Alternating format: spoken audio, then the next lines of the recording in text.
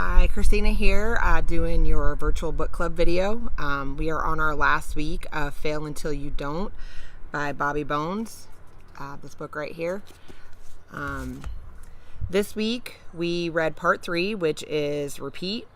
I had a really tough time reading this part of the book, and it has nothing to do with the book itself. I think it's a great book. It was just more about where I've been at in my head for the last week or week and a half. So I finished a little late, but I still applaud myself for finishing this, and I plan on rereading this part of the book when I'm in a better place. But I did get some things out of the book, so I'll go over what I can share of the book. So according to Bobby Bones, repeat is the most annoying of the 3 steps.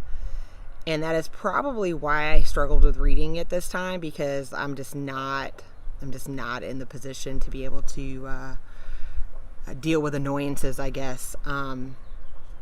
So he says it's a contradiction wrapped up in self-doubt, frustration, and a whole lot of expended energy. And that's really how I feel right now with some things that are going on. So I just really, sometimes you just don't want to hear advice at a certain point in time, and I really just didn't want to hear it. That's why I really do plan on reading that section, for a lack of better words right now. He discusses failure and how it's a fact of life that no one likes. He mentions that big R word that I like, resilience. I really love that stuff. I really, truly do. I'm not always that great at following it, but I do think a lot of what I've learned and taught over the last couple of years makes a difference. A couple of other big things that he talks about are how hard it is to define failure.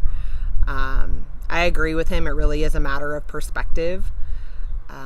He also discusses how he gives himself time to process disappointment. He doesn't try to, fix things right away or repeat right away. He wants to give himself time, because when you're emotional, when you're having that heart, you don't really have good perspective on things, and it's really hard to, number one, figure out a new way of doing things, and number two, have the desire to do those things.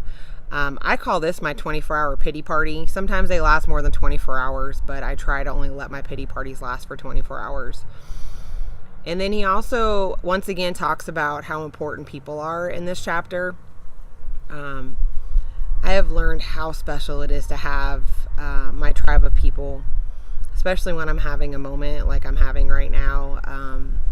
I reach out to different people and I get different responses, and it just makes it all that much more special to me. I particularly related when he talked about his ability to give great advice, but he doesn't always take it himself. I thought that was really funny. I actually really did laugh out loud when I read that part, because I'm a lot like that. I love helping other people. I'm just not as good at helping myself. There was a lot of great information in this chapter. I am definitely going to reread it when my mind is back focused.